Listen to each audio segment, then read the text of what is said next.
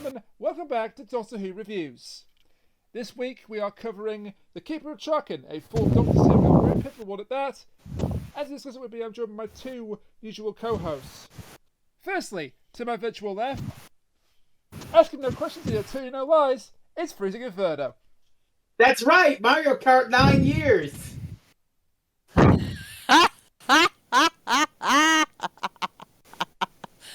Oh, Frizz, you asshole.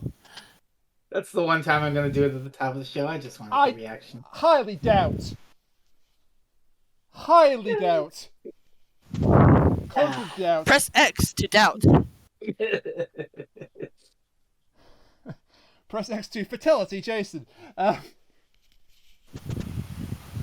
Jason! Run a meme into the ground on this show? What are you talking about? He was in Mortal Kombat. Jason! He was in a Mortal Kombat game. Not that Jason. But I want to press X to Jason. He was DLC for Mario Kart 10. Jason! Telling on that was kind of great. Alright, we're taking away his soundboard privileges. I thought that was you. I never thought I would say that. I thought that was you, but... No, it was not me. It certainly wasn't me. Anyway, to my virtual right. That was all Frez. To my virtual right. Master of puppets, pulling the strings, twisting our lives, slashing our dreams. It's Cat. Highly suggest y'all look up Bardcore. There's a great version of Master of Puppets. Bardcore or Bobcore? Bardcore. B-A-R-D. I will definitely look that up because that's a great song. It's a very long song, but it's a great song. A very long song. Yes, look it up. I listened to Emerson, Lake and Palmer. You cannot dissuade me like that. I mean, yeah, I listened to 20 minutes of a guy noodling on an organ, and it's called Modern Art of the 1970s. Two of my favourite songs are Mr. Blue Sky and Bohemian Rhapsody. I know all about longer songs. So, The Keeper of Traken. The Keeper of Traken, yeah. Little bit of a hidden gem, this, actually. You think so? I think it's all right, yeah. I know why people dislike it. Really? Oh. I have reservations, but they're completely different and more specific to me. But I like how I didn't mention what the problems other people have with it. You say they're different. Like you somehow know. Well, I'm assuming you're talking about the ending. No, I've got no problem with the ending. Well, I wonder what you're talking about then. I'm talking about the I also wonder what we're talking about. I'm talking about the pacing of it. The pacing. There's a lot the of people pacing. standing around talking. Ah. Because of what the story is, that's actually okay. No, I have my own reservations, but I really what, did 1979, 1980? No, because Warriors Gate was 80. 1981. Okay, yes, because Warriors Gate was 1980. No, Warriors Gate was also 1980. Warriors Gate was also 1981. Yes, because this is right after Warriors Gate. This is. I don't know what we're yelling about. This is after the E-Space arc. So, we fucked off into a void. Romana and Kanan are gone, and Doctor Who and Adric are back in the normal time and space. Yeah, Adric is the sole companion here. Well, kind. The only time... It all depends on, how you count future knowledge of companions. I don't count Nissa as a companion here yet. I think she's a companion from Logopolis onwards. Yeah. What? I think here she's just treated as a guest character. And then they were like, hey, would you like to be on the show? Yeah, a good guest character, but a guest character nonetheless. Okay.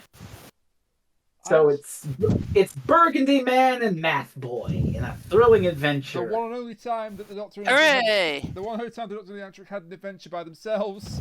And you can kind of see why it was the one and only time. Look, I'm not dunking on Adric so much here as pointing out that he kind of existed in an era where the Doctor needed more than one companion. The stories were written like he needed more than one companion. Yeah, so but then you go with two proto companions here. Of course, one. And then you go to next.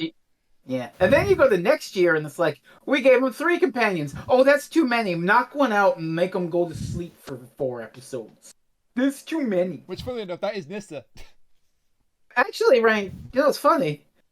In Kinda, Nissa sleeps the entire episode off. Tegan sleeps half the episode off and spends another quarter of it possessed by the Mara. So when you think about it, the Doctor and Adric are the companion Doctor dynamic in that story. Technically, okay. So it's the first of 2 times then. Technically, if you're gonna go by that. I was born in the United States of America. Hit. Okay, my soundboard out there doing a max headroom. This isn't Okay, the horror so of Fan Rock review. I was trying to use my arrow keys and I forgot that I mapped it to my soundboard. Oh, that wasn't intentional? No, No! I realised that. I was like, when did these guys get the soundboard? And then I realized what I did. I was born. Oh, God. Anyways, Anyway. now that I have thoroughly embarrassed myself, Let's start the episode 1. Oh, hey, we're back in normal space. Neat. Yeah. So, Adric is a sort of companion, and I would say that their chemistry is not exactly evident for most of the parts of this, but here at the beginning, I kind of like what they do with them. Well, they didn't really have chemistry off camera either. It must be No, said. they did not get along. Yeah. But then, who did late Tom Baker get along with? In all honesty, Well, he was miserable. I mean, we've already talked about He was miserable because Lola War was missing from the set. which is kind of funny considering that when Lala War was on the show, the two of them were fucking hating each other because they were going through a I divorce. think kind of tragic, actually. Well, funny, yeah, it is tragic, yes, but So that might explain why they don't really click here. But their first scene, I kind of enjoy their first scene, which is basically just it comes across like first it's they're gonna be at loggerheads, and actually the Doctor just mellows out because they have like a conversation about logic, and of course Adric's all into logic. He says, "What do you mean not logical? Making sense. Oh, making sense is overrated." That's a very doctorish thing. That's very Tom Baker, yes. It's some fun banter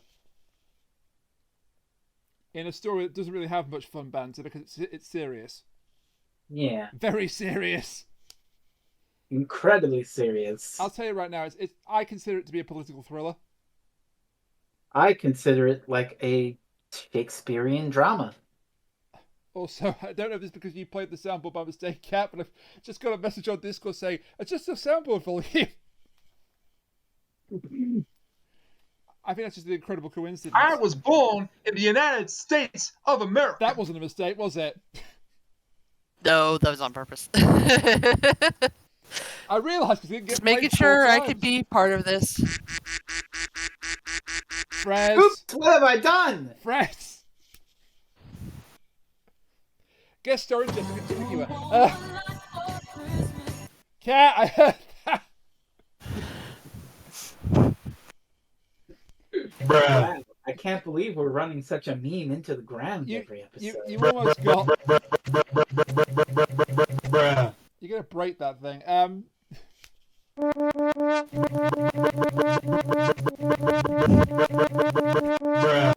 SOS! How do I remember SOS! Titanic! Hit iceberg!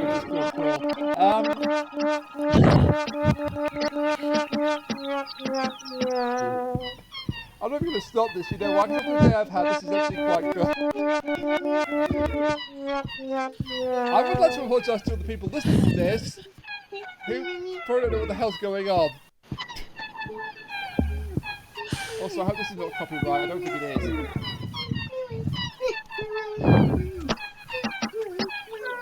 is. Also, why is Beaker... No, see, it's perfectly fine because even the actual creator said this was not good for sex. Right, talk about the Traken Union. Yes, I'm trying to. So, at this point, the TARDIS is boarded by a man who looks like an egg. The man's an egg. Saying he boarded is a strong All word. right, And then and then the egg hatches. Also, and another man of the exact size comes out. I was about to say he's got a head shaped like a moon, and Are you saying that the moon's an egg? Again, excuse you. That is a cone head, sir. Okay, Conehead. But anyway, the Keeper Did of neither of Traken, you watch the Coneheads? Yes, I've seen the Coneheads. I know of them. Well, I say I've seen it. I've seen footage of the Coneheads on television. I didn't watch it. Dan Aykroyd, right? You two depress me sometimes. Dan Aykroyd, right? Yes. Yes. Okay. Gonna add that to the list of films I'm not gonna go and see. I'm offended. No, I'm enraged. At the moment, I've got time for it. All right. I still have 1.5 seasons of Civic Gear to bloody watch.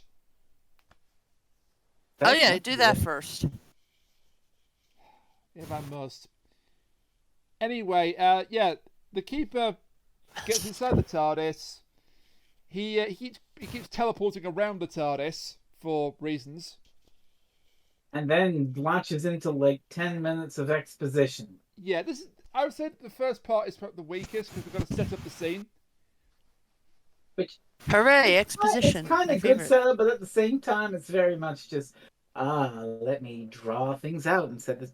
There is a theme here, like you know how I have my meme about writers gotta eat. There is a lot of that. Yes. That is very evident in the story, and I agree.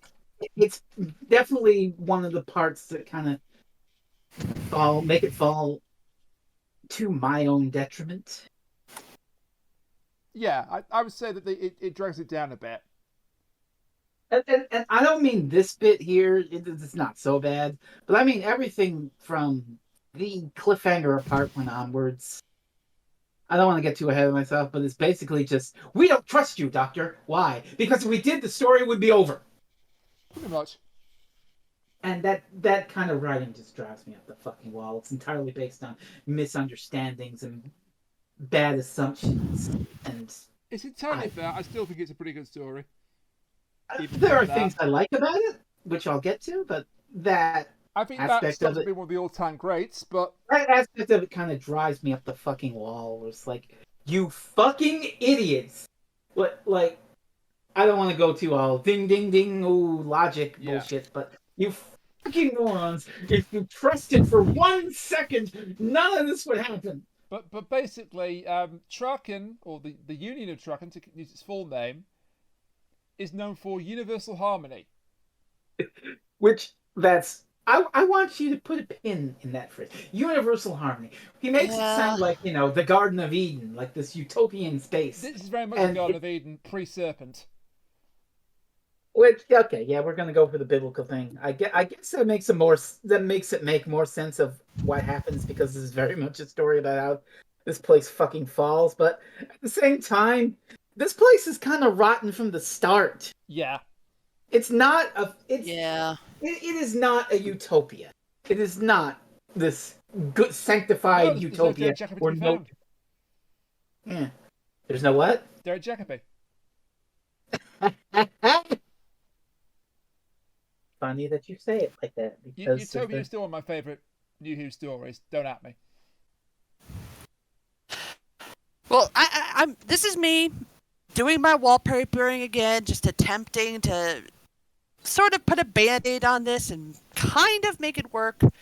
One could theoretically argue that, the Keeper is dying, and the Keeper is the one that, keeps everything good and happy and fantastic and so on and so forth, blah, blah, blah, utopia shit. So it could entirely be that everything was fine before all of this, but as soon as, the Keeper starts dying, immediately everything goes to shit.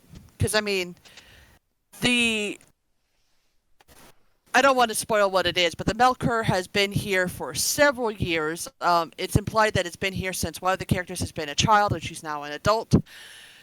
So it could very well be that because he is slowly dying, his influence is weakening, and that's why we have now the sudden influx of evil and hatred and badness and everything. Because we never get to see it before the Keeper starts dying. Hang on, you might have caught on to something here, because one of the big themes of the season, you don't quite know it yet. It definitely pops up in the very next story, is the theme of entropy. Oh God, yes. So, well, there you go. It could be that. Oh, I kind of wish that it was a little more explicit, but I have been known to run with vibes over plot now and again. But when I'm watching Doctor Who, I don't put myself in that mindset, but maybe I should. So I like that idea, but I don't like that it leads to this kind of bullshit. And just as I was watching, it just made me think hypocritical. Like one of the guards is like a corrupt guy who takes bribes, and every scene is in, and they're thinking, "Look at me! I'm from a world where evil doesn't exist because it gets calcified. I'm a good person. I take bribes, and I have power, and I am a power-hungry dictator who wants power." And the attempt, though, to sort of paint it almost like paradise can't exist 100%. There's always going to be people corrupting it. That's a pretty grim worldview. I mean, I like utopia can exist. Also, can I just point out, I love the paradox of utopia shit. Utopia shit. I mean, if you really want a dark take on this, I can give you a dark take that you might not like on it. No, I'm all right. So let's move on. So. Yeah, there's some shit. So at the end of the serial, we see that the Keeper, when the new Keeper is instated, we see that the Keeper actually has the power to be able to control the minds of others. It could be that this entire time the Keeper has been controlling their minds and tamping down on their worst qualities, and then now that he's dying, they're all slowly being released. Oh Jesus fuck! It could be like. You're welcome. Do you know, I was back to a minute ago when I said we don't need to hear that. We didn't need to hear that. Too bad, you get it anyways. Well, that's certainly a theory, but so the Keeper is expositing it. Darker cereal. But for now, this is a place of goodness where we're shown a vision of the past where evil tries to land on the planet and is calcified in the form of this creepy statue. And it's called the Melkur. I love this thing, apart from the fact that it looks like Sam Eagle. Yeah, it's a pretty bad design for the big bad, let's be fair. I've seen worse. It looks like Sam Eagle, and this you is can true. see its butt when it's walking around. Other than that, 10 out of 10. 10 out of 10, 5 out of 7. It's the same thing. 5 out of 7, them cheeks. But we see that it lands in this grove on the planet of Traken, and there's this girl who's been assigned to look after the Melkur and leave it flowers and be like, "Hey, Cassia," who's what a character Cassia. Oh my God, she does a complete 180. Oh, I listen. I am fascinated by this woman, and her character arc is the best part of the story for me. What? Judi Dench was in consideration to play the part. Oh gosh. But she didn't. No? So that would have been something, but I'm just saying we could have got Judi Dench in Doctor Who. And so the Keeper shows us the lady looking after the Melkur. And then we jump forward to the present on Traken, where she's all grown up and she's marrying and she's become what's called a consul of the Keeper, who's like, I guess the elite of Traken. She's a consul, which is a counsellor. So there's 5 of them, and she is marrying one of her fellow consuls, a fellow named Tremus, played by this, he's this obscure actor that you probably never heard of from Doctor Who, never really showed up in it again. His name's Anthony Ainley. He does a good job in the story. Yeah. Let me tell you, when I first saw him, I was so confused. I was like, wait, what? If you don't know what's going on here, seeing Anthony Ainley playing Tremus is a trip. Yeah, I didn't know what was going on. It was a trip. I was like, man, that guy looks so familiar. This is not the Master in Disguise. This is the pre-Master Anthony Ainley. No, it was really funny because, like, I'm watching this and I'm like, that guy looks really familiar. Why does he look so dang familiar? And then we got a close-up and I heard his voice and I'm like, is that who I think it is? Is he the Master? Is he somehow happily the Doctor? An anagram of you-know-what. As I say, if you don't know what's going on, if you know what's going on, you just sit back and smile. You know what's great? You wanna know what's great? He has better fake hair and a beard here than he did in King's Demons. Yeah. So when Kat said, does he take off his fake beard to reveal another fake beard? This is the closest you get to, I think. Yeah. I will say though, this was really good because for the longest time I was like I said, I was just like, who is this guy? Why does he look so dang familiar? And then it finally came to me. Frezno was right, by the way. He gives a really good performance here. Yeah, he's good. And then I saw his face. And now I'm a believer. You're welcome, Rainiac. We're just going to get copyright striked all over the place. Oh, no, you're not going to get copyright strike for a gif of a cone head. Oh, it's fine. It's fine. I mean, we already got copyright strike several times for the WandaVision theme, Mariah Carey, something else. Hey, Rain, it could be worse. You could include the creation of Adam in the video. Oh, no! Some Star Wars as well, of course. Yeah. So very rapidly on. I specifically labeled that one YouTube crimes. So, yeah, it's a party. So these are all taking place in flashback, by the way, these scenes. So we're seeing them first through the TARDIS screen that the Doctor is watching, and then we see it just on the screen, and it goes back to the TARDIS screen. So yeah, a party is taking place because Cassie's got married to Tremas. Hooray! And I have to say, for a perfect society, people at this party are kind of dicks. I mean, yeah. Oh yeah! Hey, Tremas, you're gonna get married to the Melker? Just kind of dicks. This person is super sympathetic to something that has been trapped for years and years. Let's make fun of her. I should also mention, because it's important for the plot, that the grove, the garden where the Melker resides, is stranded. Apparently, evil cannot set foot in it without just stopping moving. It can't speak, it can't move. Or so they think. Anyway. Dun dun dun! Yeah. We'll find out. And then the Keeper turns up in the flashback at the marriage ceremony, and he blesses the marriage.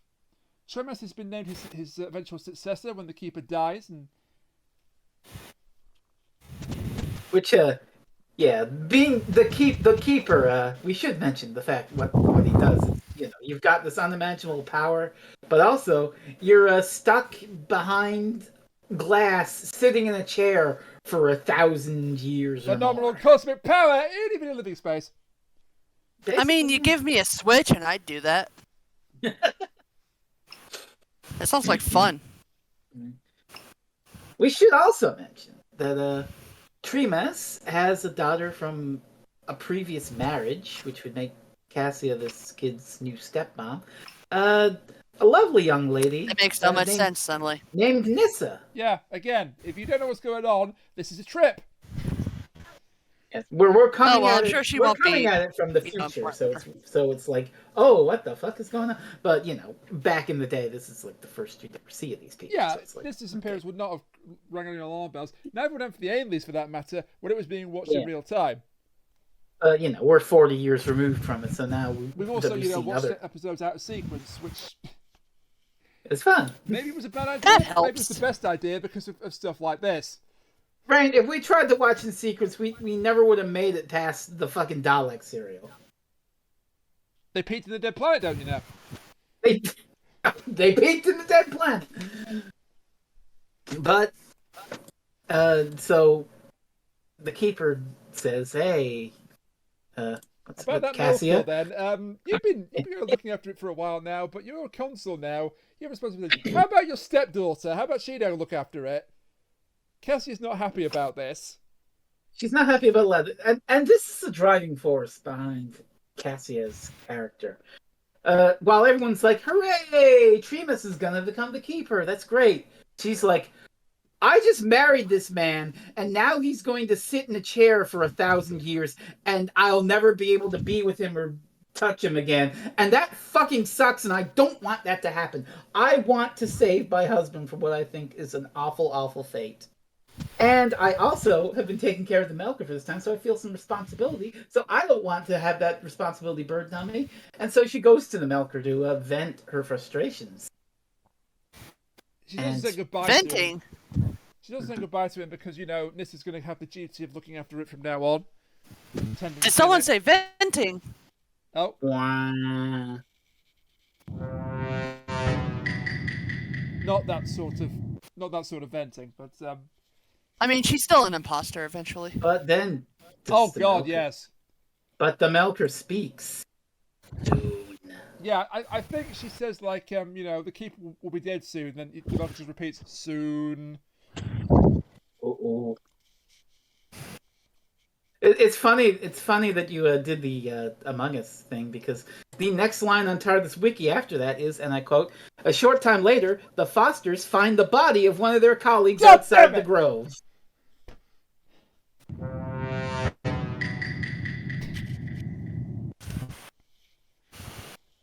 Cassie is doing the self-report. Get her. It was her. So the Fosters.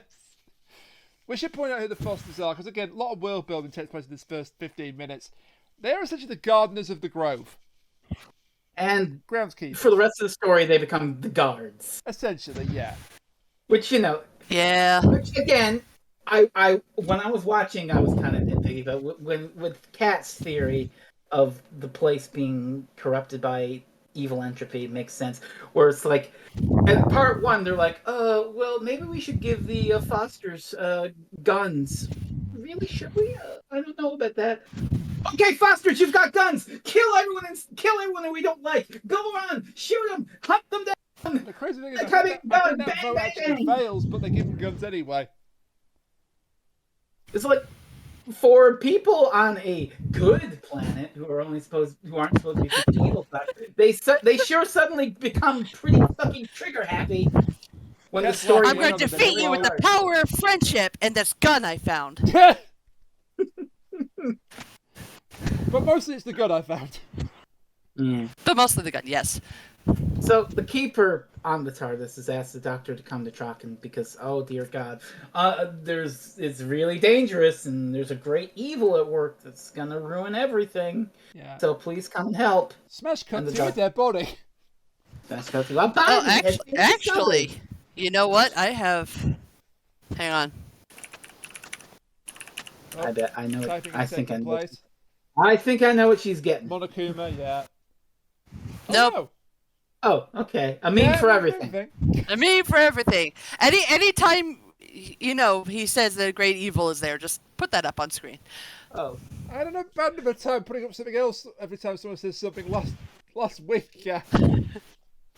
Hey, I only said it once this time. Did I fucking stutter? No. Damn straight. Alright, I'll do it.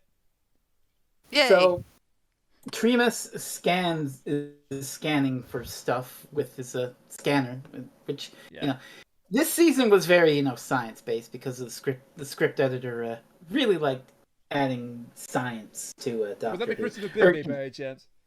Yeah, Christopher Bidney, who was really a real weird, like, magical science kind of guy.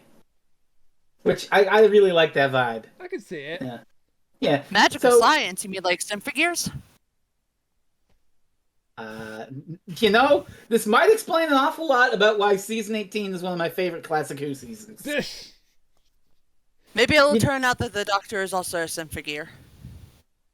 Oh God! I gotta find an animator now to make that happen. They already did that in the Timeless Children. Come on now. I will find you. You know where I live. Will find you. It wouldn't be a very long search. I will destroy you. Just like one of the fellows not in Paris, France. But he shows one of the fellow consuls. What the fuck? Seron. Solon?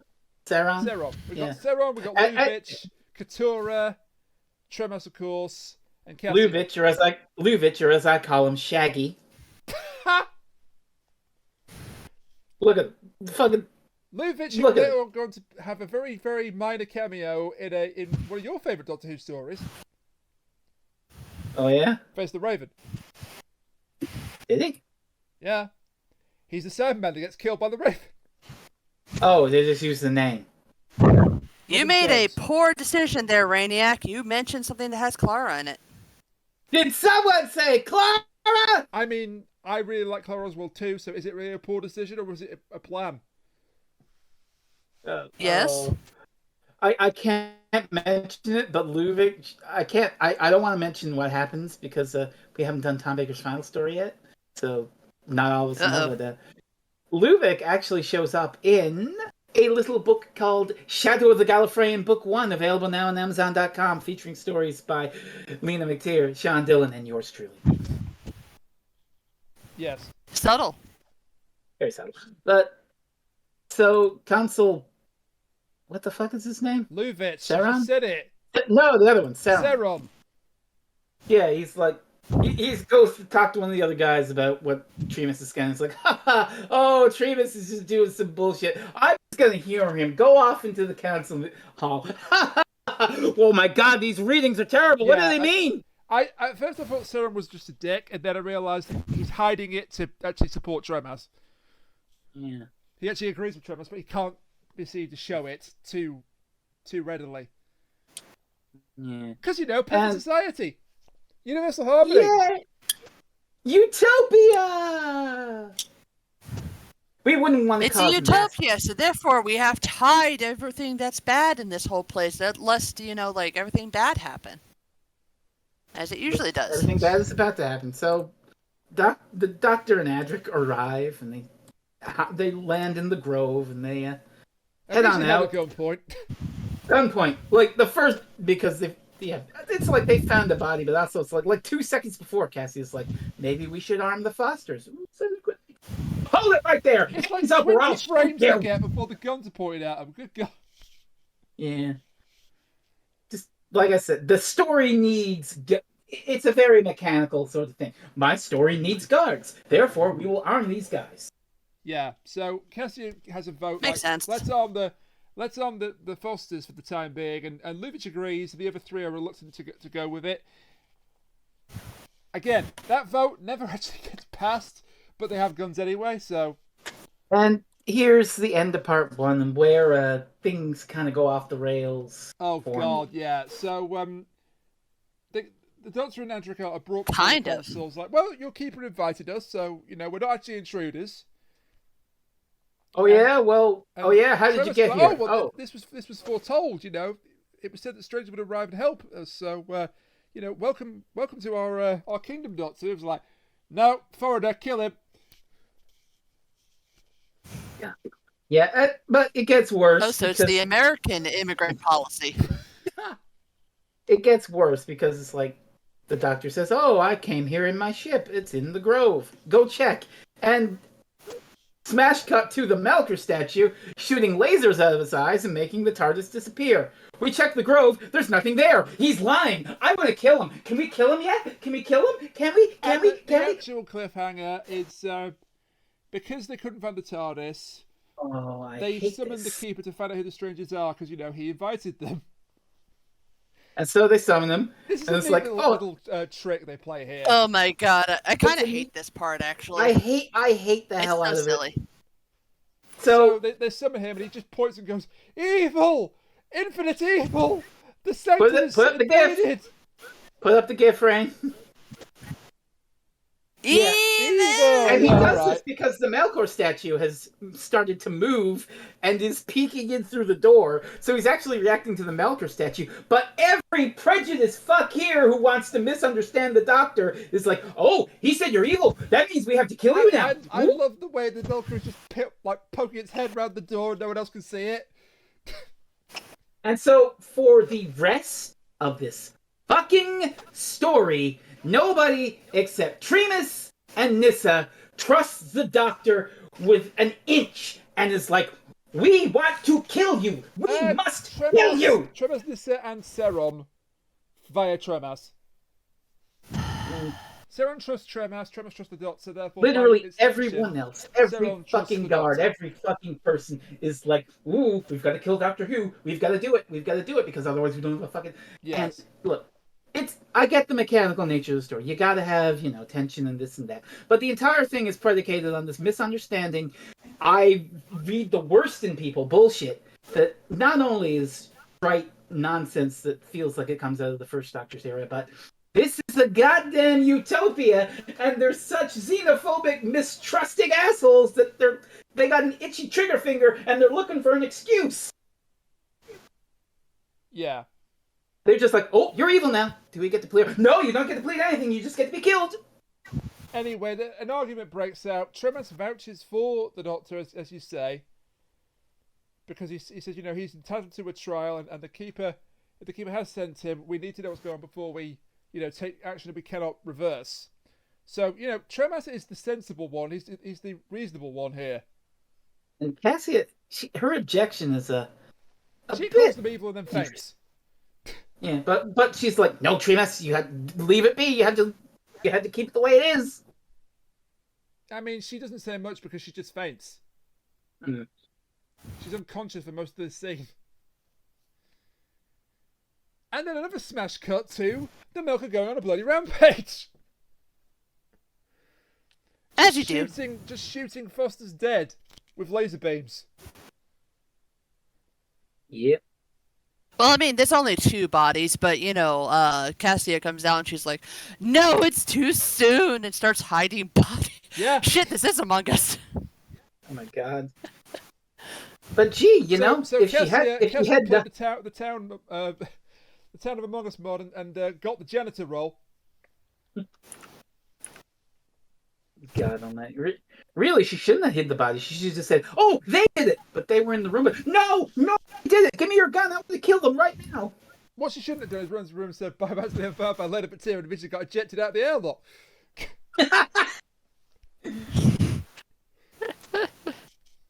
No, but it is a bit of convenience here. If she hadn't hid those bodies, then the Doctor could have sensibly said, you have literally held us at gunpoint the entire time. I have had no chance to kill anybody.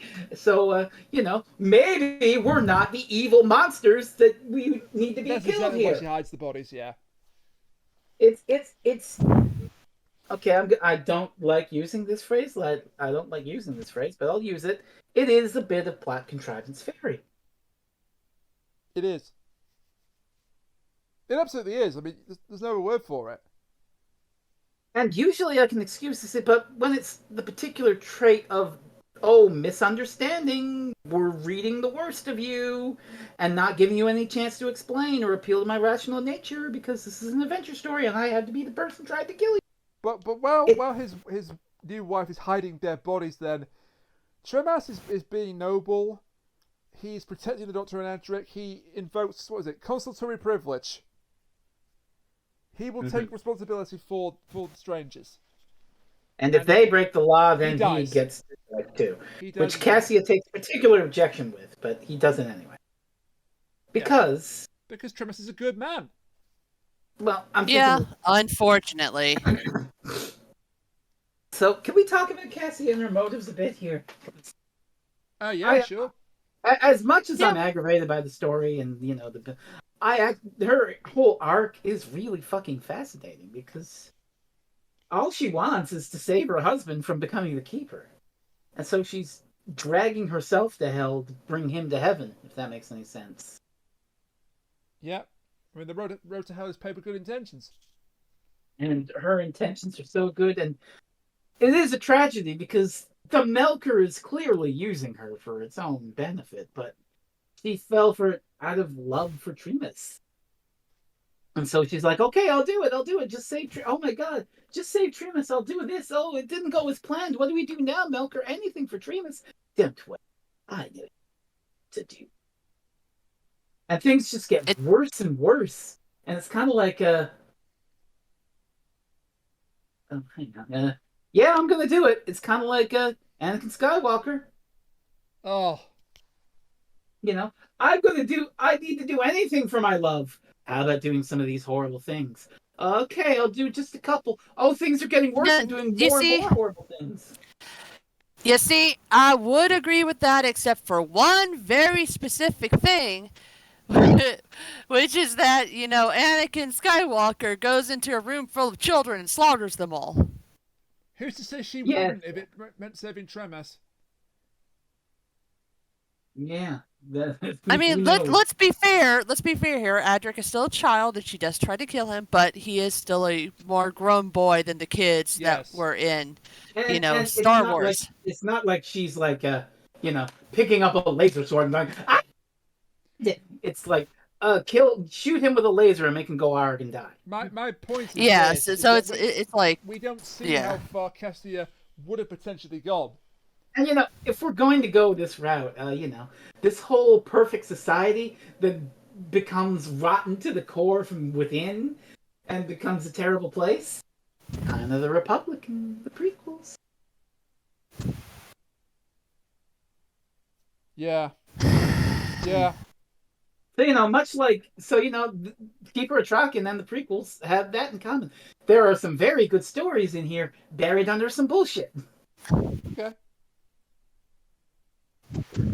I'll accept that. Just a bit. But I am really fascinated by Cassia. Just, in a way, she does remind me of those people who will go to hell to save the people they love. Like Clara and the fucking volcano thing.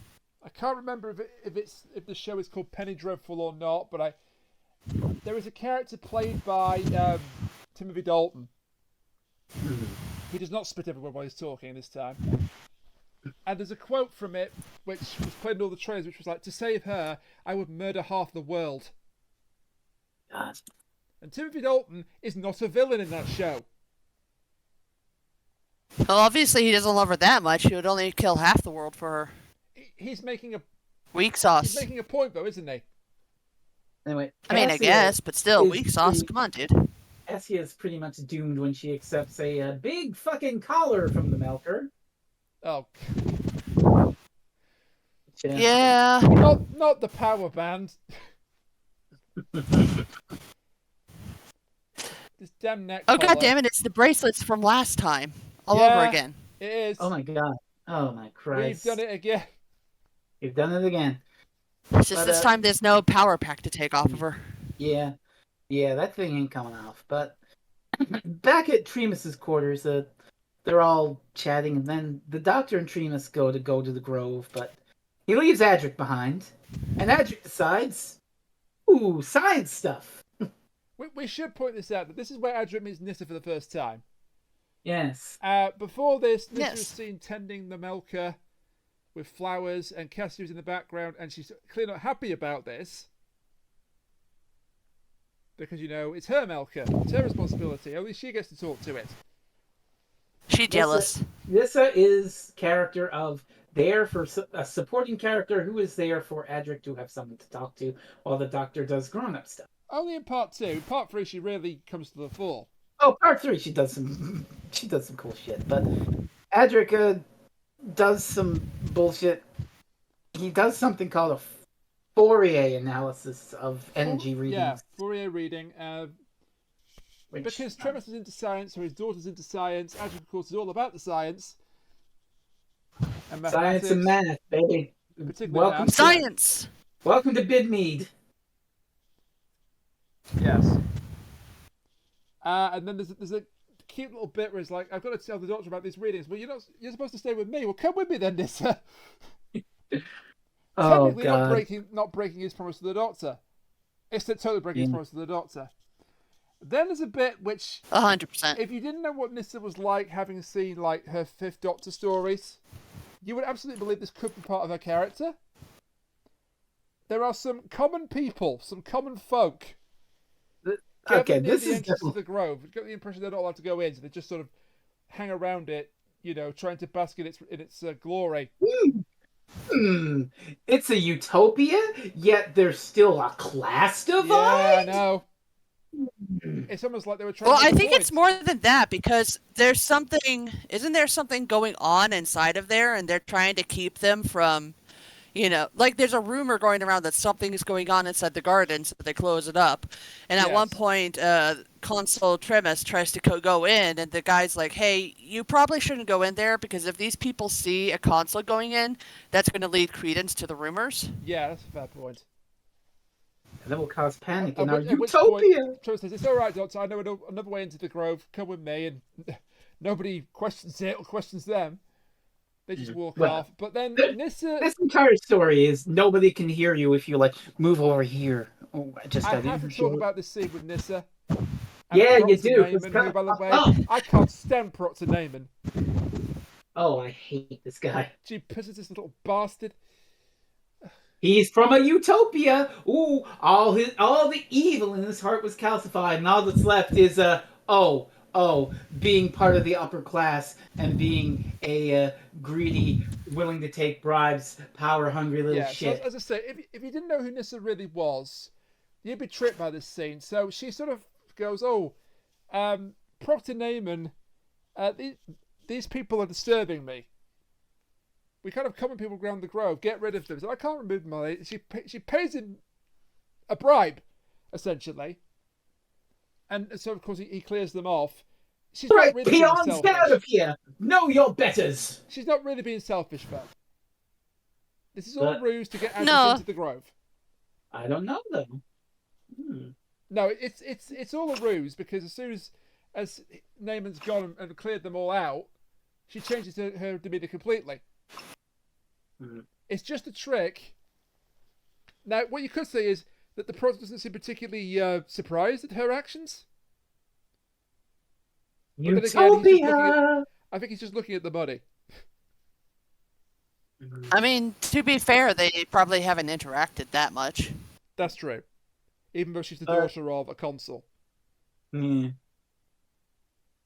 Yes. So she gets Adric into the grove. She was not successful in going in herself, but I don't think she was planning to anyway. She's just standing by the gate looking for Adric. The other two consuls catch her. They escort her home. How old do you think is Nissa in this story, roughly? Oh, like teenage? Is she still a teenager? Enough. I think she's supposed to be like a teenage, close to Adric's age. Yeah. So that's her ruse. Adric gets to the grove with the Doctor and Tremus already there. To get there, they pass, and this will be important later on, the Source Manipulator. The Source Manipulator. The Source Manipulator, which is basically the source of the Keeper's power. That won't be, important later. Or some such we promise. like that. What's that, Tremus? Oh, that's the MacGuffin generator. It's a not talking plot device. It can't talk. But interestingly, they head to this passage where there's like an elevator. You've noticed our plot device, Doctor. So there's an elevator, but it's in use, and so they duck into an alcove, and out comes Cassia with her new collar thing. Yeah. And they're like, what the hell was Cassia doing taking the secret? Oh, well, let's go on up. She's now Melkor's eyes and ears. Which is a really funny effect when we see it. Oh my god! Oh my god! I hate this effect. I have a GIF. I have the perfect GIF to show that later. But yeah, so they head up to the grove, and the Doctor is looking for the TARDIS, and it's like, oh, it's here. It's just kind of displaced in time. Well, if we had a wave generator, we could find it. And then Adric shows up, and it's like, Doctor, I got to show you these calculations. Okay, what are the calculations? Yeah, the Doctor's not happy that he disobeyed him. But he agrees to listen to him, so they go back to Tremus's place. And meanwhile, Cassia and the Melkor's schemes are continuing. Why not? The she's like, the TARDIS. The readings have come from a TARDIS and not the Doctor's TARDIS. And to that, by the way, we do see a figure, briefly, looking at Cassia from inside the Melkor, because it matches up with the line of sight. And there's a control panel, and there's a weird, like, brown hand. Yeah, just a weird discolored hand. Completely unrelated. Has nothing to do with the serial. When Cassia says, you promised to spare my husband, the figure has a little chuckle at that. Won't be important at all. But Don't worry about it. But here's Cassia's scheme. It's fine. Sarah arrives, and all the other consuls are talking, and they're like, "Oh, we were just, you were all talking in secret. Oh, we were just talking about how Tremas detected all this high energy stuff that's really bad and dangerous. He's been keeping secrets from us." Well, no, he hasn't, because he told me about it. You do too. You betrayed us. Yeah. With Tremas, busy dealing with the Doctor and Adric and listening to them, Sarah becomes the surrogate voice of reason. It does not end well for him. This is part of Cassia's plan. This is another instance of Cassia's plan failing and her having to go to increasingly darker lengths to get what she wants. Her plan here is, Tremas fucking hid stuff from us. That means he can't be the keeper because we can't trust him. Oh well, phew. It's sad that my husband was disgraced, but I guess he won't become. Actually, I'm gonna take the fall for this. What? Can't! I'm trying something here, you fool! And so Sarah takes the fall instead, and she's like, "Fuck, damn it! My evil scheme. I mean, my good scheme. I mean, okay. You can go have a rapport with the keeper, and I'll go with you to make sure that it works fine." So the way this works, apparently, when they do this rapport process, somebody has to keep watch. There has to be a witness. That would normally be the. It makes sense. The next keeper, that's Tremas, but of course Tremas at the moment is under suspicion, so it can't be him. So Cassia volunteers. The other two brainless dogs let her do it. So they go in. Saron gets scanned by a laser beam, and it kind of drains his energy. And then the keeper shows up, and he's like, "Hi, am I innocent? You're innocent, Saron, but you're doomed. We're both doomed because we've been betrayed." I kind of love that line actually. And so the keeper disappears, and so it's like, "What? What the hell are you talking about? Cassia?" And then we see the fun. Oh yeah. The Melka is her eyes. Oh god, yeah. So I said it was a GIF. It's not a GIF. It's a still image. But I think you might know what's coming if you've seen this film. I know what you're going to do. Under the influence of the Melka. I know what you're going to do. Here it comes. I hate it. I hate it. What the fuck? I still hate it. That is Wesley Snipes in the film Blade Trinity. What the fuck? And because he refused to open his eyes, they had to CGI them into the shot. Oh. Why did he refuse to open his eyes? Because he's Wesley Snipes. God knows. Oh, that's right. Didn't Wesley Snipes really love his sunglasses or something like that? I can't remember, but he didn't open his eyes. They had to CGI them in for the morgue scene. That's the result. This is Cassia under the influence of the Tem Melka. And so, yeah. Yeah, well, do me a favor and show the actual image as well, because the actual image is way worse, because it's just, she closes her eyes and they painted eyeballs on her eyelids. And then they made them glow red and shoot lasers. What is it with evil? It's bad. And glowing red eyes in anything? And so she uses her new laser eyes, and bang, Saron is dead. And so everyone comes in and is like, oh! She lies that the keeper had rejected him, so he was lying. And we have a benign influence a malignant influence, and it's them. And she points to the Doctor Adric and Tremas. Oh, hey, wow. Oh, look at me. I just killed someone. They're the evil people. Kill them. Kill them now. Kill them. Kill him. They don't see her kill him. They also don't know that she's got laser eyes now. Yeah. But something evil. Oh, our cliffhanger. Everything is evil. Oh god, this cliffhanger is wild. So the Doctor, Adric, and Tremas run back to the Grove to try and get to the TARDIS. But Cassia's waiting for them. And she's actually kind of herself. And she's like, "Help me, Tremas, help me! Don't look into my eyes! Don't look at them!" But then he does, and here come her magic eyes again. But she did not kill him this time. No. Oh, don't worry, he's only stunned. We can make it. And then the imposters drop a fucking net on them. As you do. I've written in my notes. The trio return to the grove, retrieve the TARDIS, and confront the Melkor, only to be caught in a net. Wait, what? Wait, what? And it's also As you do. It's also an electrified net, which you can tell from the little blue bits they've electronically added to the net as the actors fall down. It's an electric net. What? Yeah, go back and look at it. There's little blue. There's Well, little there's no blue. sound effect. It doesn't get zapped. Yeah. But like you can see this little blue effects on the net, which is clearly I meant to accept indicate. that. But who the hell thought that was necessary? Because there's no zapping sound on the net. But I mean, there's a blue thing and they fall down. There's a blue thing. I mean, to be fair, it might not be electricity. It might be some sort of special energy thing that knocks them out because they do get knocked out. There's a blue thing, and then they fall down. That's a sentence that just came out of his mouth. Yeah. Yes. As you do. And then she goes to the Melkor and says, "It is done." And Melkor replies, "Oh no, Cassia, it is only beginning."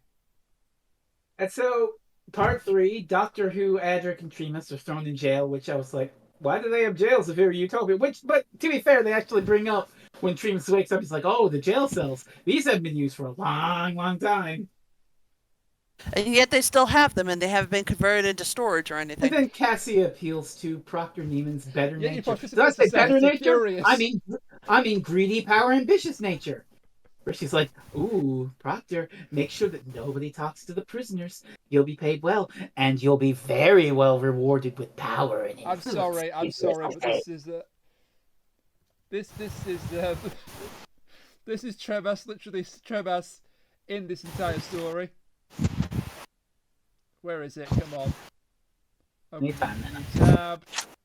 Copy image. It better be a clip of Chumbawamba. No, it's this. I get knocked out, and I get up again. Which one's Tremas? The one on the left. Who's the other one? I don't know. Naaman? Who cares? Space and Society. Curious. I am very intelligent. Oh yeah, and an important bit of exposition. Only a Trakenite can get in contact with the source and become the next keeper. Yeah, very important. Yes. That will be important for later. It's very important because we're telling you. I mean, it's not very that important. And okay, now it's time for Nissa to be a fucking badass.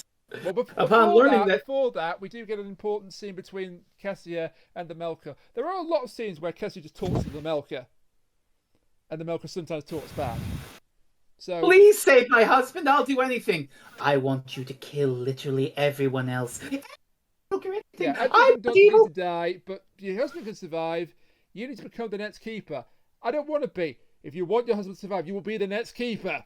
Do as I say. Yeah, which this is the moment where she realizes she's truly fucked because her entire motivation. Yeah. I don't want my husband to become keeper so I can live a happy life with him. And now it's like, oh, I'll save your husband, but you get to become keeper. You are gonna be locked in the chair, thus negating any fucking benefit that you might have gotten from this evil deal. And now you're too entrenched in it, and blood is on your hands, and you cannot possibly resist. It sucks to be you. Yeah. So she's definitely thrown herself she's into been a played pit like a damn fiddle, and it's tragic. I don't want to say it's a Shakespearean tragedy, but actually, it could be. I would say it has that feel because the costuming and the way that everything's so, for lack of a better word, theatrical. It's not Outer Space Macbeth, but if it was Outer Space Macbeth, she'd be into the fucking killing. Yeah. And again, Macbeth starts as basically a good man who's corrupted by ambition, and his wife. It's kind of like Macbeth, but you gender swap. Yeah.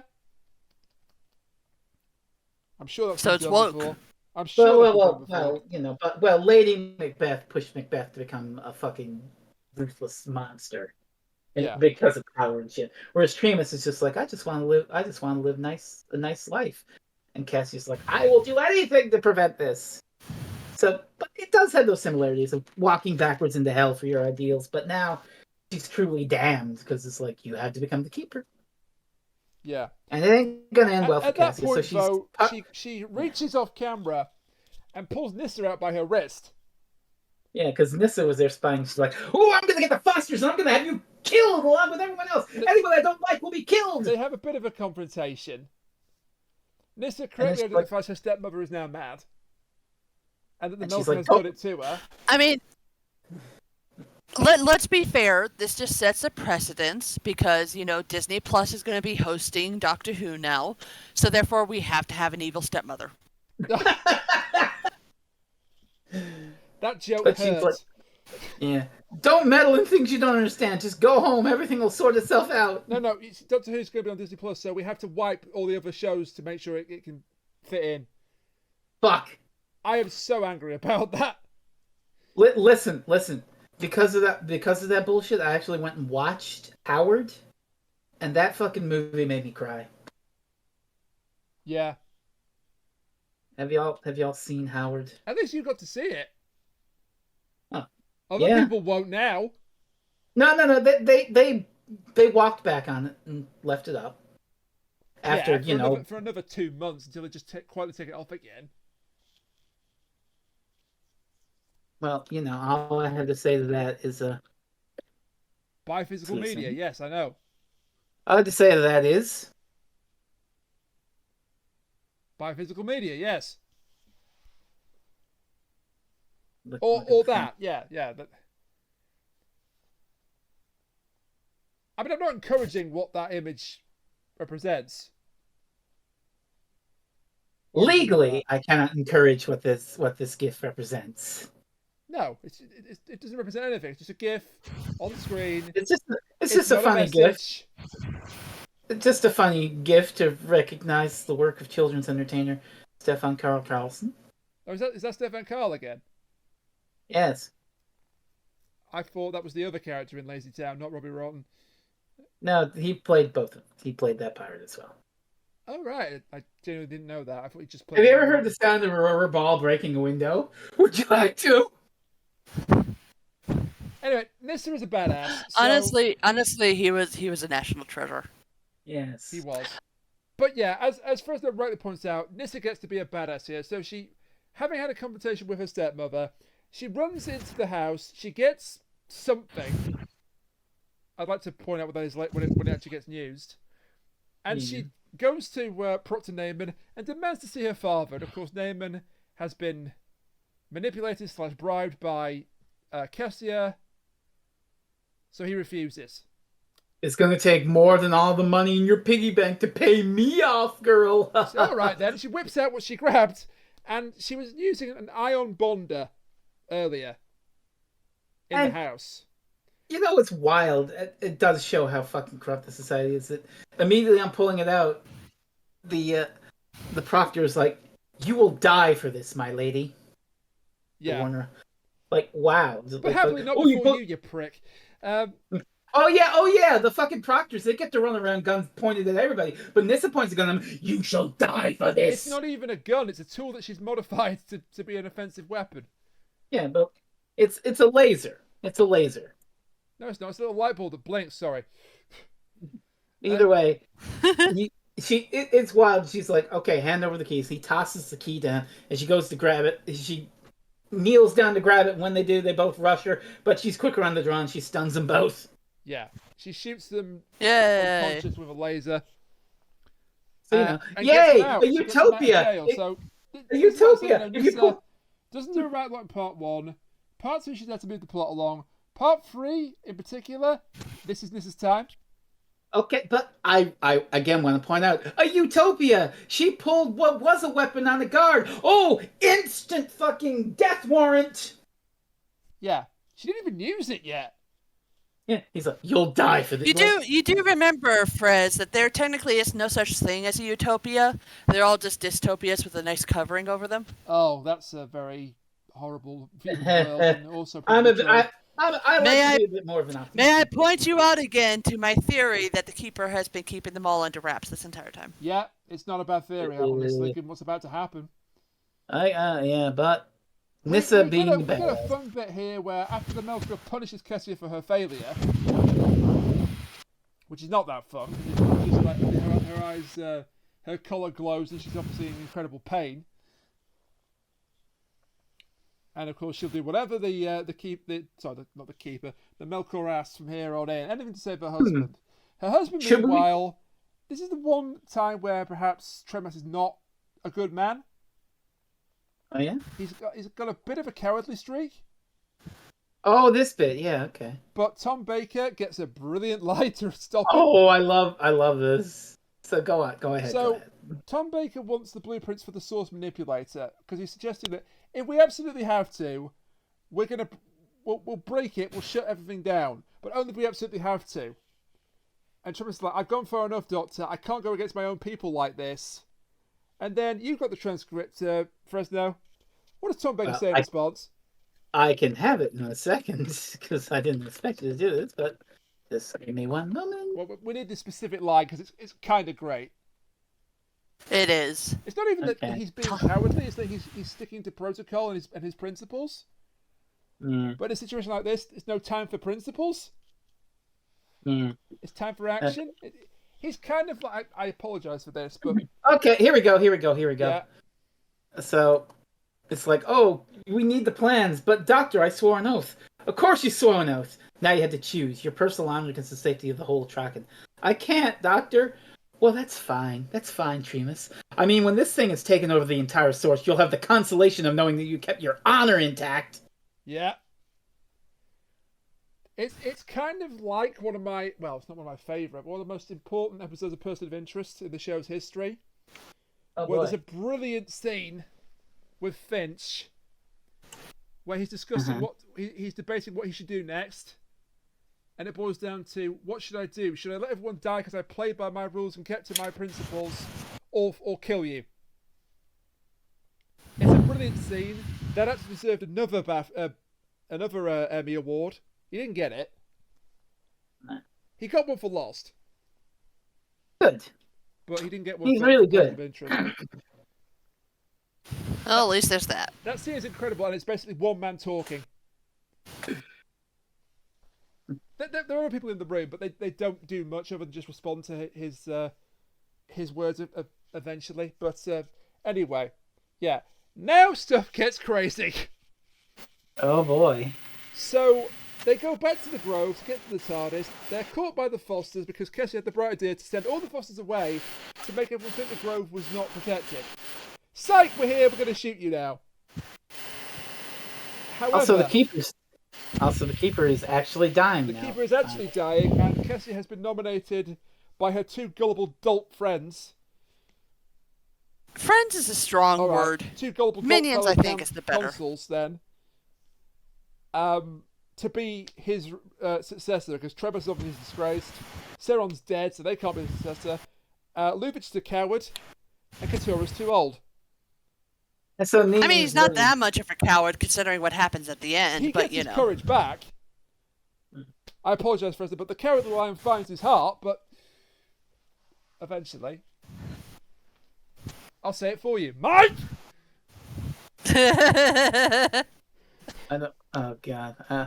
If I had a fucking angry scream on the soundboard. Oh, hang on, I got one for you. Give me a second. You've got one on the soundboard, yeah. I don't have one on this one because we don't have things. No, Cat's got one on the there it is. Thank you. That'll do it. I deliver. But yeah, just as Neiman's, but finally, you are all sentenced to death. Finally, we get to kill you. Ha ha ha ha ha! Oh my God, the thunder and lightning! I'm really scared. I'm gonna run away now. Very, very. He doesn't run away. The other three do. Galileo. The Doctor takes the opportunity to knock him out with impunity. Good. When this is Eon, yeah, Sherry he didn't kill the fucker. And so, this is the sign that the Keeper's dying, and everything is kind of in calamity. Oh my God, it's Highlander.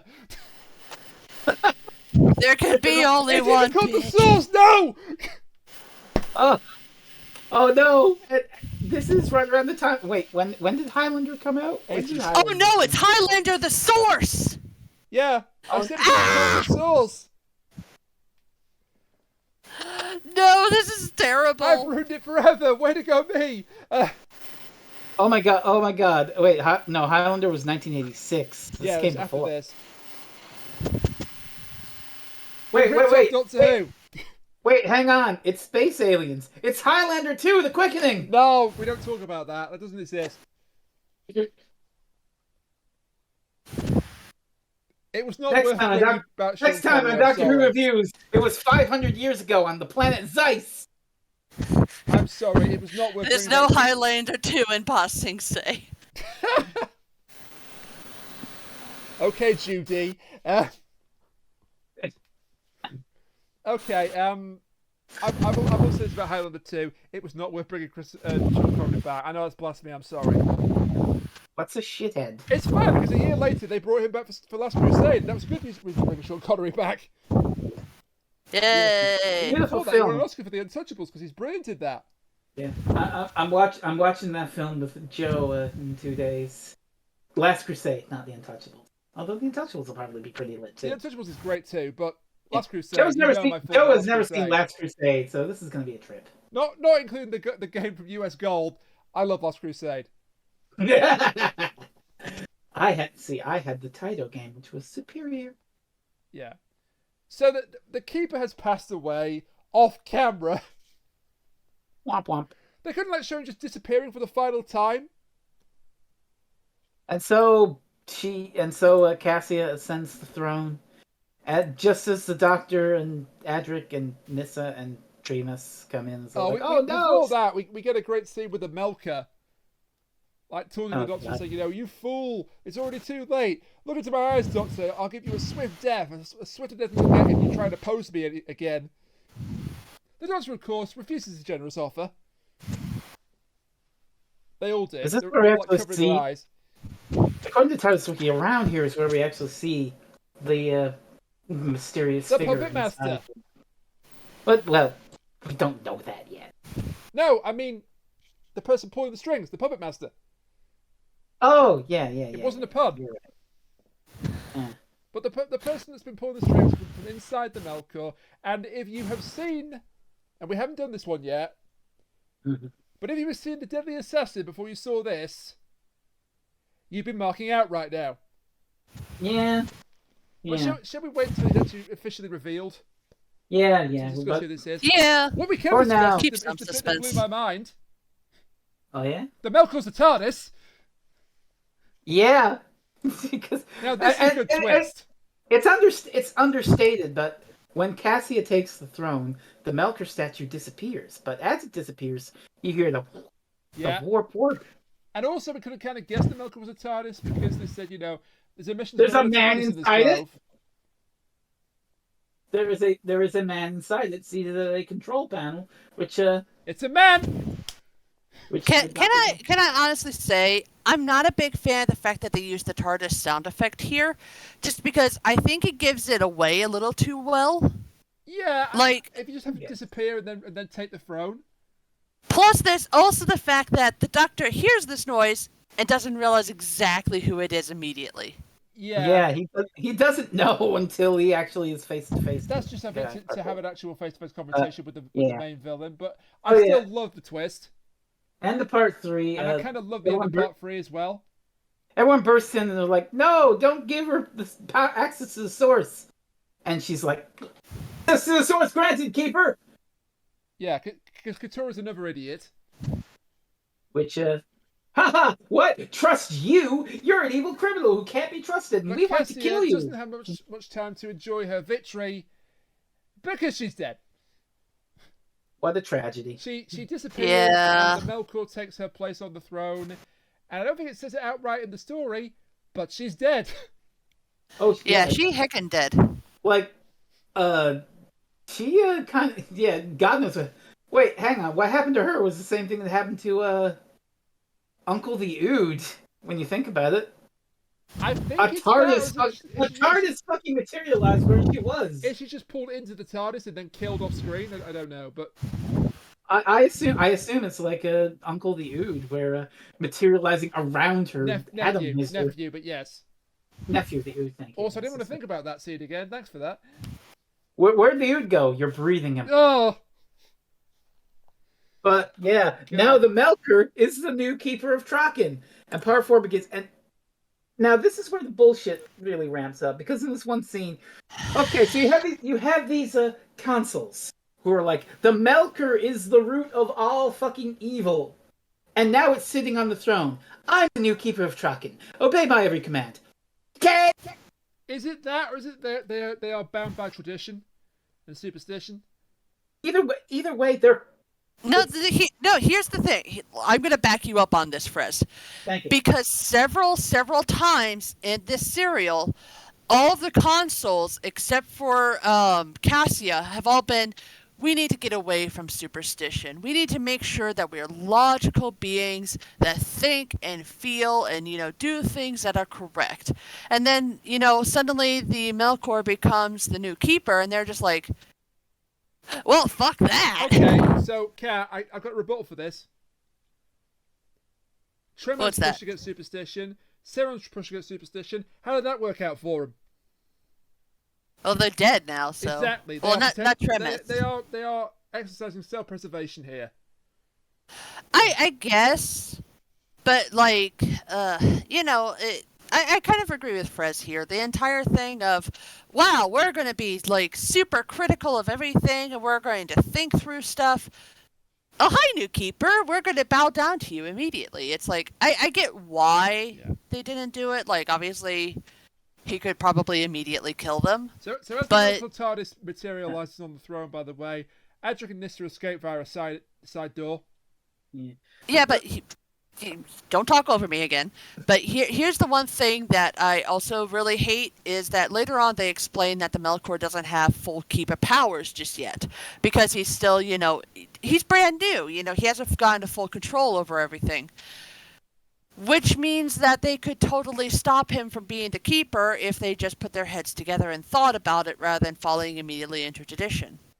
And, it's a double standard where it's like, oh, you're a mysterious stranger. We don't trust you and we want to kill you at every chance we get. Oh, a mysterious stranger became our keeper. Oh, you implicitly. Oh, give us commands. Let us follow you. Hail our new keeper, the evil one. Yeah. I agree, but anyway. It's shit like that just kind of drives me up the wall with this story. Where the only reason it's there... if I may. The only reason it's there is so there can be a story. And I usually get with that if, the story is good enough, but it's so transparently, we need to mistrust you, because if we don't, there's no story, that it just drives me fucking batty. You know what? Really would have helped this? Mm-hmm. So, Cassia has that control collar on, right? Yeah. Mm-hmm. Neiman in this scene where they're talking to each other, he gets his own control band. Yeah, because Kirsty is gone, so the Melkor needs a new servant. Yes, and you know what really would have helped? If Cassia was like, the Keeper has asked for us to wear these bands. Please, my fellow consuls, put these on and show your loyalty to the Keeper. Again, could it be that he can only control one at a time? I don't know.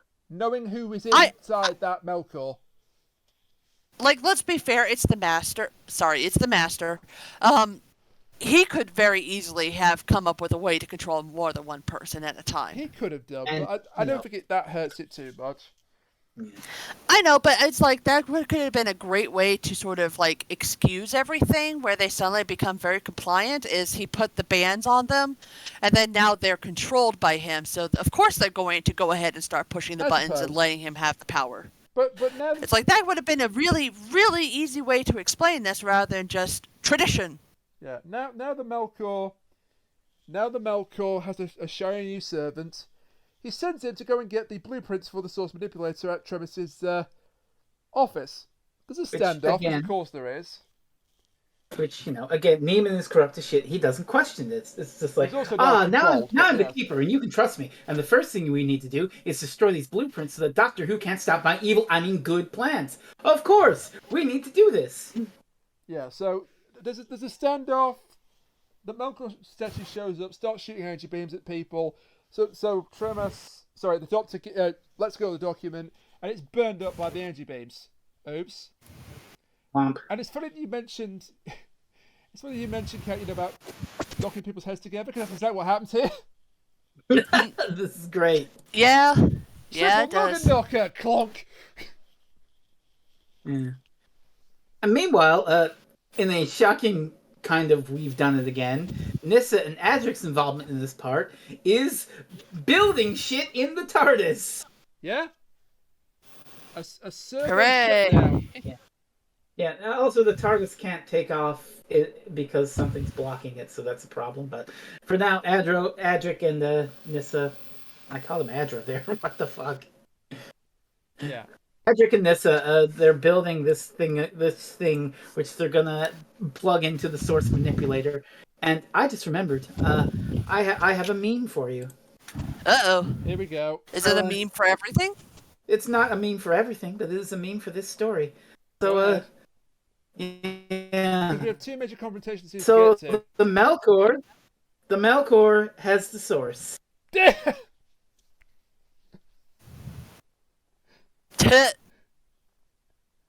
That's all I could think, because the source is this electronic store, sells phones and games and stuff, chain up here in Canada. So every time they're like, we need Melkor from obtaining the source.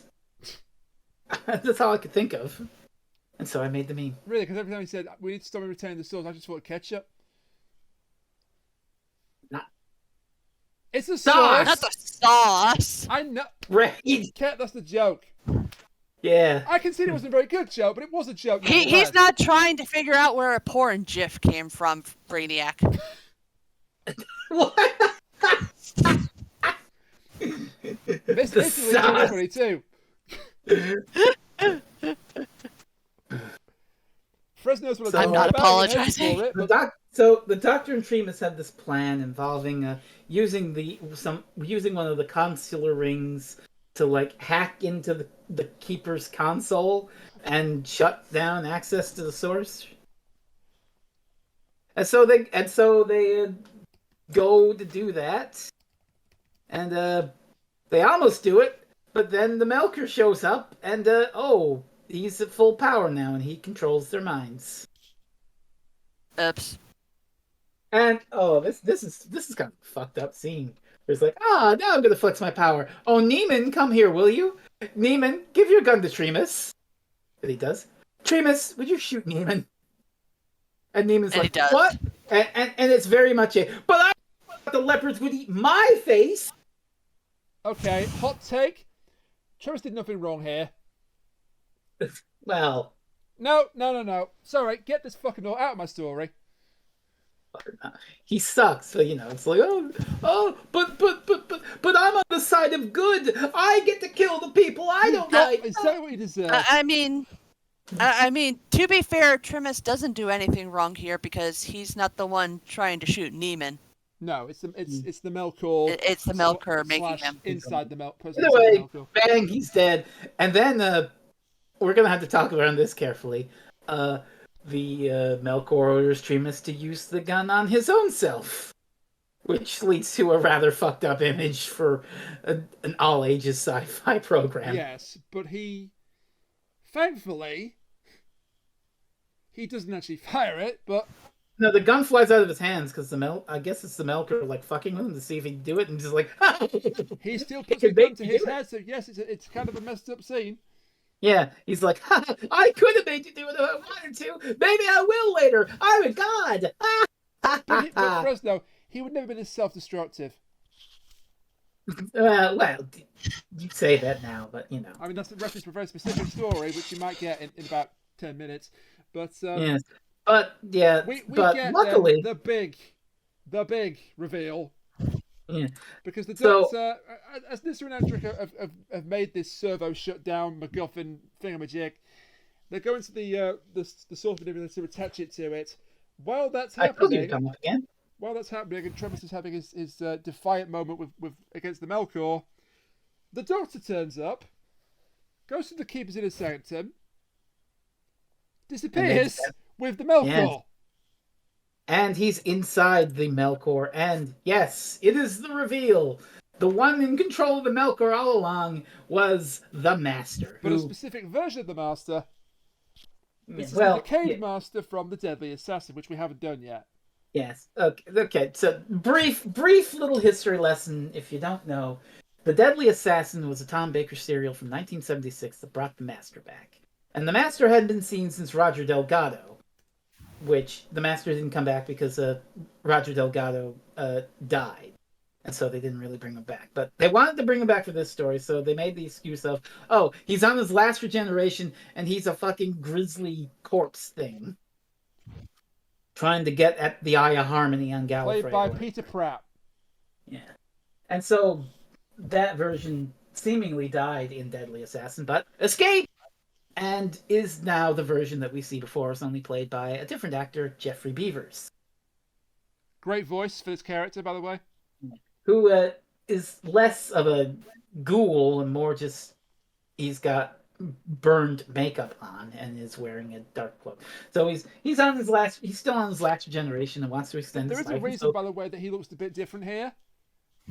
Oh, yeah. The mask that Pratt wore in Deadly Assassin had fallen into a state of disrepair.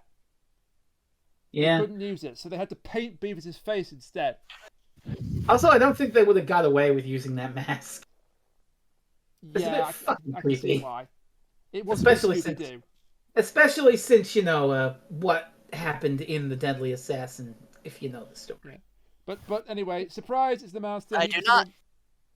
Yeah, well, it'll be a fun history lesson if we ever do that story. But yeah, it's the Master, and he's going to use the powers of the Keeper to rule the galaxy and be immortal and I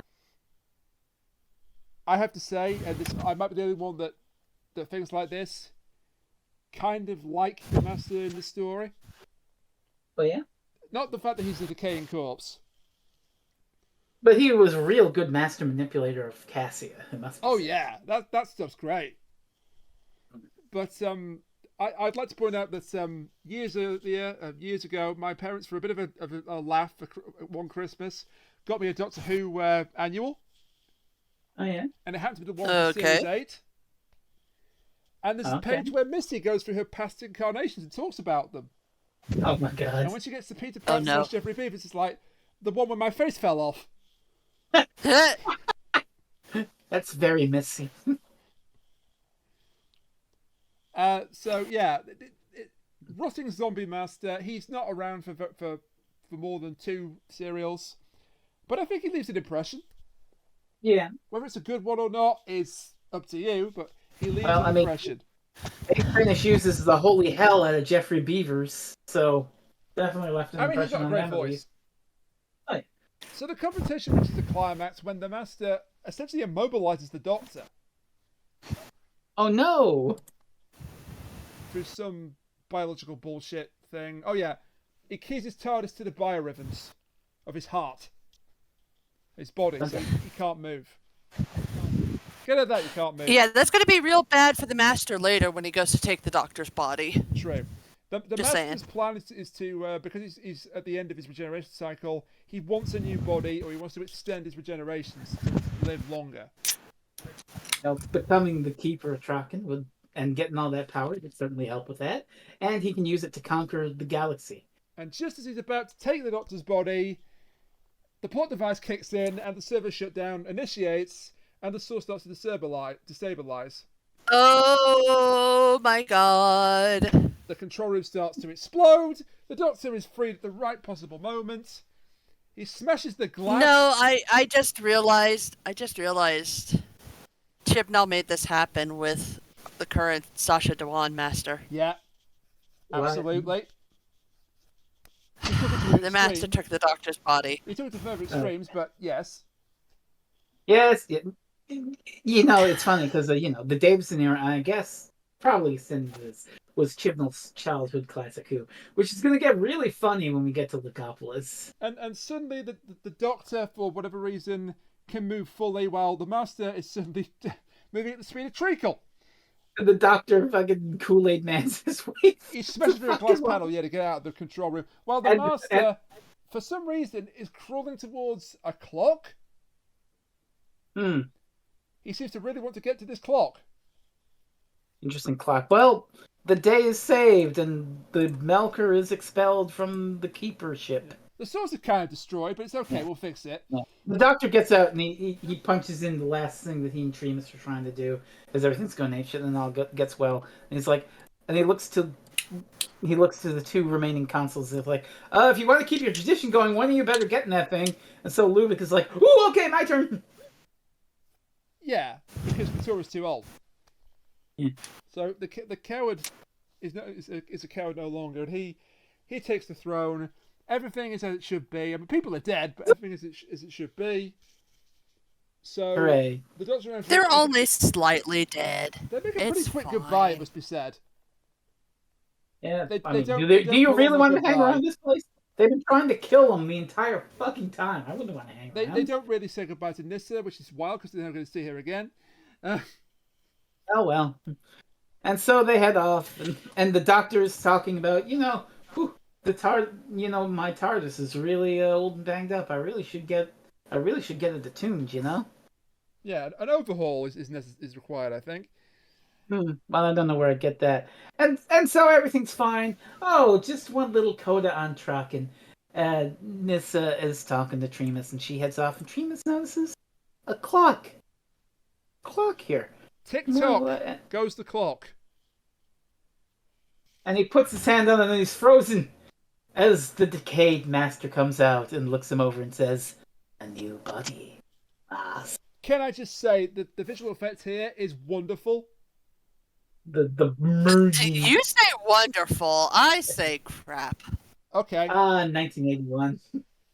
I think for but, 1981 yeah. it's pretty good, but And so, yes, it is, as we all knew, the decayed master takes over Tremus's body, and for the rest of the classic series, the master will have the body of Anthony English. yeah, so you might have thought Tremas was just the master in disguise because the whole anagram thing. No, he genuinely was a good man. And now he's dead. Man because the master has taken over his body. And so he goes off for his next evil scheme to destroy Doctor Who once and for all, which will be continued in the final Tom Baker serial. But that is the Keeper of Traken, thank God. What did we think of it? Well, I think you kind of gave it away with that, thank God, but you picked it, so you want to go first or last? I'll go first. Okay. There are things I like about it. The Cassia things specifically, just her arc of walking backwards into hell to save the one she loves, only to be betrayed by the thing that she shouldn't have trusted and ending up dead for it, is a real tragic arc. And she did terrible things, but she did them out of love. So it is an intriguing character arc. And the rest of the story kind of drives me fucking crazy. It's just those story tropes of misunderstanding that are used to extend the drama and the pathos and the conflict. And I get that they're there to make the story happen, but good God, that doesn't mean I have to like them. So that part drives me crazy, and I've never been able to love Keeper of Traken because of that. But I can say I like it. Okay. Kat, I would like to go last because I have a feeling I'll have a different opinion to the two of you. So. All right then, I guess I shall go. I didn't think this was a terrible serial. I also didn't think it was a great serial. Like, obviously you still have the Fourth Doctor, who's fantastic, but there's a lot of exposition. There's a lot of like what I consider to be not plot holes, but kind of like weird moments in the whole thing where it just doesn't really make that much sense. Like, I can perfectly see why somebody would really enjoy this. I personally was not a huge fan. Some of the effects were kind of middling at best, if you want to call it that. Even for the 80s, like, they could do way better than that Master turning into Tremus thing. That was crap. I'm sorry, but it just was. Character-wise, Anthony Ainley is fantastic. Everybody else was kind of just, eh. Still love the Doctor and Adric, and of course, Nyssa. I don't know if this is the same Nyssa, or if this is just some weird kooky shit that's about to happen, but I liked her as well, so I'd call this a mid-episode at best. As long as you don't think about it too hard. That's fair. Your Nyssa question will be answered the next time she shows up, but I'm going to leave that open-ended for now. because I'd like to see your reaction when you do find out. But if I may go then, Yep. Yeah, I can see all your critiques and they are entirely valid. Like, there's too much sitting around talking. There's too much repetition. There's a lot of writers got to eat. There's a lot of, oh, we got free just to get captured. To get free again, to just get captured again. Despite all that, though, it is carried by some very strong performances. Particularly Anthony Ainley and the one playing Cassia, who are a great pair of characters. I actually think that the Cave Master does a good job for the small time he's on the screen. I mean, most of the time he's a voice coming out of the Melka, but he's really menacing voice coming out of the Melka. I can't stand Naaman. Kind of happy that he got killed off. Nissa is alright, I guess. It's a means to an end, this story, but that end is Anthony Ainley as the Master, so I can't really complain. That end is also... thriller, and if you don't enjoy political thrillers, you probably won't like this one, but it's not going to be the best Doctor Who story in anyone's list. Not at all. Cut to one guy saying, actually, You say that? Actually, it's my favourite. Yeah. Sorry, that's ignorant. It's a possibility that any Doctor Who story could be someone's favourite out there. Yeah, There are unfortunately. 7.something billion people in this world. After all. Well, I like Fear Her the best because... Yeah. So, yeah, it's not as good as the two stories that follow it, but I enjoyed it, and if you like political thrillers, you could do worse than watch this one. So, Kat, Yes! what are we watching next week? It's Logopolis. You've decided to go for... Yeah. And the For clean once, we're sweat going is in wiped off order. my forehead. I'm kidding, we're doing more K9. No, it's alright. And the bead of sweat was wiped off my forehead. Yeah, for real, what are we doing? Logopolis. Logopolis. Okay, Logopolis, good. Yay! Oh, we're gonna have fun. So we continue I the love story directly, and you'll get your answer to Nissa. Hey! You're gonna get your answer to this. You're gonna get a whole bunch of wild shit over these 4 episodes. And you know what else Oh you get? boy! You're gonna get another companion you've seen before Yeah, making their debut. you can probably figure out who that is, but we'll leave that open. Is it as well. Tegan? Yeah. And Yeah, there's I a can- whole lot of other shit that happens. And there's one bit in particular. It's kind of a morbid bit, but I can't wait to get to it because the gag I get to make. You want me to get That sounds terrible, but That sounds really bad, yeah. Yeah, just a bit. I can't Okay. wait to get to the really dark bit where a lot of horrible stuff happens, so I can make jokes. It's not a Hooray! joke. It's not a joke at their expense. It's a joke about the plot point. I would hope not. Anyway, isn't there something you need to ask me to do? Yes, Rain. Where can you find us, lovely people? You can find us lovely people on Twitter at ReviewsDoctor, and individually we are at Reynard the Maniac, at Concave Usurper, at Freezing Inferno, and at the Kacheri. For Twitch, it's twitch.tv, dear God, / not / dear God, / Freezing Inferno, / Reynard / Concave Usurper, and / the Kacheri. Buy The Tower of the Trees by Sean Dillon. Buy volumes 1 and 2 of Back to the 11th Hour by Lena Ferreira Mattia. I hope to God I'm pronouncing that correctly still. Yay. And join us next time when Tom Baker stars, for the final time in fact, in Logopolis. But not the final time of this. It's a good lot. Well, until his cameo role in the Day of the Doctor. That's not really a star. No, I mean, we're going non-linear, so there's lots of Tom Baker we haven't done. Yeah, linearly though, it's the final time. Yes. It was his final performance for about, 30 years. 40 years. Because 83... Sounds about right. No, was it 30 years or 40 Well, years? he did do Big Finish, but anyway, Of say goodnight, course Rainiac. 45. No, of course it's Good night, 30 years. Rainiac. Of course it's 30 years. Good night, everybody. Until next time, bye for now. Bye. I'm not 45.